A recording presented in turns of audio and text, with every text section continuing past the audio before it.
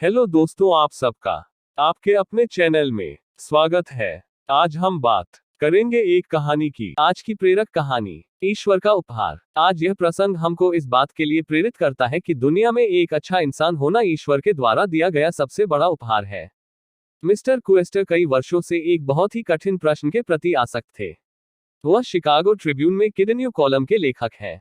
पिछले 10 सालों में उन्हें बच्चों के हजारों पत्र मिले, जिसमें लगातार एक ही प्रश्न बच्चे पूछते रहे कि भगवान अच्छे लोगों को पुरस्कृत करने के लिए क्यों नहीं प्रकट होते और बुरे लोगों को दंडित क्यों नहीं करते हैं। जब भी उन्हें इन पत्रों का सामना करना पड़ता था तो वे हमेशा बहुत भारीपन महसूस करते थे, क्योंकि उन्हें सच में नहीं पता था कि इन सवालों का उन बच्चों को क्या जवाब दूं। इन पत्रों में उन्हें एक पत्र बहुत अच्छे से याद था। एक बच्ची जिसका नाम मैरी था, जिसने 1963 में शिकागो ट्रिब्यून को एक पत्र लिखा था। पत्र में उसने बताया कि वह अपनी मां को मेज पर कुकीज रखने और दूसरे कार्यों में मदद करती है। उसे समझ में नहीं आता है कि अच्छा बच्चा होने पर भी उसकी सिर्फ प्रशंसा की जाती है, जबकि उसका भाई डेविड, जो कुछ नहीं करता और बहुत शरारती था, फिर भी उसे उपहार स्वरूप कुकीज मिल जाती थी। इसलिए वह मिस्टर क्वेस्टर से पूछना चाहती थी कि भगवान ऐसा क्यों करते हैं।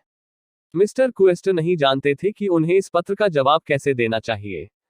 यह सोच काफी दिनों तक उनके भीतर चलती रही। कुछ दिनों के बाद उनके एक दोस्त ने उन्हें शादी में आमंत्रित किया। उस शादी में जब वह गए थे तो वहां उन्हें अपने इस प्रश्न का ऐसा जवाब मिला कि वह इस शादी के अवसर के लिए जीवन भर उस खुदा के आभारी रहेंगे।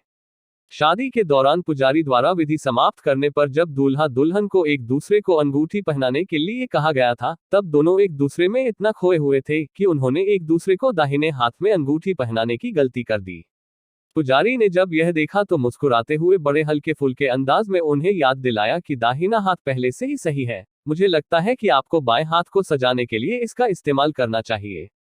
इस बात का मिस्टर क्वेस्टर पर इतना अधिक प्रभाव पड़ा कि उन्हें उन पत्रों का क्या जवाब दे, उसके लिए भीतर से प्रेरणा मिल गई।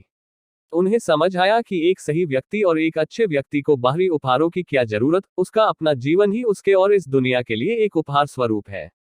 तब मिस्टर क्वेस्टर इस निष्कर्ष पर पहुंचे कि एक अच्छा व्यक्ति होना ही उस व्यक्ति को खुदा द्वारा दिया गया सबसे बड़ा उपहार है। इस प्रेरणा के अनुभव से मिस्टर क्वेस्टर बहुत उत्साहित थे। उन्होंने तुरंत एक पत्र उस बच्ची मैरी को लिखा और जवाब में लिखा कि एक अच्छा बच्चा होना ही आपके लिए भगवान का सर्वोच्च पुरस्कार है।